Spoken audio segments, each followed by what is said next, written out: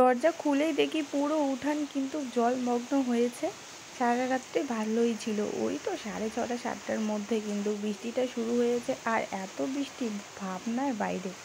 নমস্কার বন্ধুরা, আমি ডলিস ফ্যামিলি চ্যানেলে নতুন একটা ব্লগে তোমাদেরকে স্বাগত জানাই। দিনটা ছিল মঙ্গলবার, আর এখন ওই সকাল 6:30টার মতো বাজে। দরজা খুলেই দেখি প্রচণ্ড পরিমাণে বৃষ্টি, তাই জন্য আর কিন্তু ভিডিও করা হয়ে ওঠেনি। তারপর আমি গিয়ে আবার ঘুমিয়ে পড়েছিলাম, মানে 9টা নাগাদ বৃষ্টি ছেড়েছে, আমি ঘুম থেকে 9:30টায় উঠেছি। সত্যি বলতে কি প্রচণ্ড পরিমাণে দেরি হয়েছে, তাই আর কোনো কাজ শেয়ার করতে পারলাম না। এখন ওই দুপুর 12টার মতো বাজে। দেখো সকালে স্নান টান করে কিন্তু পুজো দেওয়া কমপ্লিট, আর এখানে আমি আমাকে দেখেই একটু হাসি পাচ্ছে, কেননা আজকে দেখো কত বড় টিপ দিয়েছে। আসলে আমাকে না এত বড় টিপ মানায় না, তাও আবার সিঁদুরের আর কি ফোঁটা দিয়েছি, তো ওই জন্য একটু হাসি পাচ্ছিল। আর এদিকে দেখো বাড়ি থেকে যে মোচাটা এনেছিলাম সেটারই আজকে ঘন্ট বানাবো, তাই জন্য কিন্তু এদিকে আর কি মা একটু হেল্প করছে, আর আমি এদিকে বাদ বাকি কাটাকাটিগুলো করে নিলাম। এখানে আলু পটল কেটেছি, আর এই দেখো মোচাগুলো কিন্তু একটু হলুদ দিয়ে ভাপিয়ে নিয়েছি।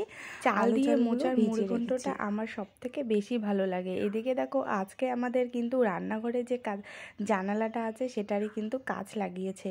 কেমন হয়েছে বলো তো বন্ধুরা। মোচার মুড়িঘণ্টটা সম্পূর্ণ নিরামিষভাবেই কিন্তু করব। দেখো এখানে কিন্তু কড়াই সামান্য একটু তেল দিয়ে তেজপাতা, শুকনো লঙ্কা, গরম মশলা, গোটা কয়েক জিরে ফোড়ন দিয়ে কিন্তু আমি আলুটা প্রথমে ভেজে নেব। আলুটা প্রথমে হালকা লবণ হলুদ দিয়ে ভেজে নেওয়ার চালটা দিয়ে দেব।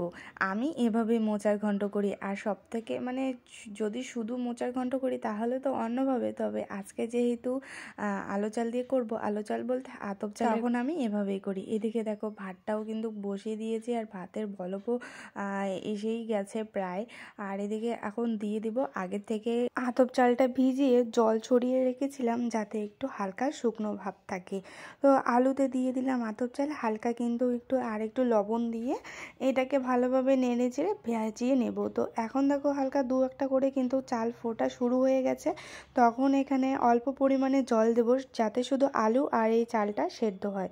তারপরে এটা ঢাকনা দিয়ে রেখে দেবো। ভেবেছিলাম পুরো আর কি রান্নাটাই তোমাদের সাথে শেয়ার করব, কিন্তু মাঝখানে বন্ধুরা আমার একটা ইম্পর্টেন্ট ফোন এসে যায়, তারপর আর ভিডিও করা হয়ে ওঠেনি। তো দেখো যেটুকু পেরেছি শেয়ার করেছি। এদিকে কিন্তু চাল আর আলুটা সেদ্ধ হয়ে গেছে, আর এখানে দিয়ে দেবো আগের থেকে ভাপিয়ে রাখা মোচাগুলো। তারপর এটাকে সামান্য কিছুক্ষণ ভেজে নিয়ে হালকা একটু জল দিয়ে কিন্তু ওই তো মশলার মধ্যে শুধু আদা বাটা, জিরে গুঁড়ো, লঙ্কা গুঁড়ো দিয়ে নামানোর আগে একটু ঘি গরম মশলা দিয়ে নাড়াচাড়া করে কিন্তু তৈরি হয়ে গেছে আমার মোচার ঘন্ট। দেখো এদিকে মোচার ঘন্টটা নামিয়ে নিয়েছি, আর সাথে কিন্তু আজকে ছিল পটল আলু আর কি ঝোল করেছি, হালকা ঝোল। আর ওই যে দেখালাম সামান্য একটু বেসনে আমি কিন্তু লবণ, হলুদ, কালো জিরে রেখেছি, কারণ আজকে করব ওই কটা পুঁই শাকের পাতা ছিল সেই কটার আর কি পকোড়া বানাবো। বাড়ির থেকে শাক এনেছিলাম, তো শাকের মধ্যেই কয়টা পুঁই শাকের পাতা ছিল, তো সেটাকে আলাদা করে রেখেছি, কারণ ভেবেছিলাম একটু পুঁই শাকের আলাদা পকোড়া বানাবো, এই জন্যই। তো আমার দেখো রান্না কমপ্লিট। এখন সবার শেষে যেহেতু পকোড়াটা ভাজি, যাতে গরম গরম খেতে পারি।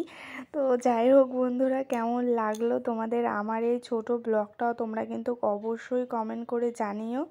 জানি পকোড়াগুলো না ভালো হয়নি, বেসনটা আর কি গুলানোয় হয়তো আমার কোনো গন্ডগোল হয়েছে, তবু আর কি খাওয়ার মতো চলে। তো দেখো এই যে 3জনের জন্য 3টে ভেজে নিয়েছি, কারণ বরমশাই এটা তো খাবে না, আর বাকি রাত্রে ভাজবো।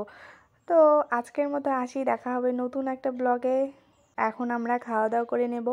তো সবাই ভালো থাকবেন, সুস্থ থাকবেন, সাবধানে থাকবেন, আর নিজের খেয়াল রাখবেন। টাটা।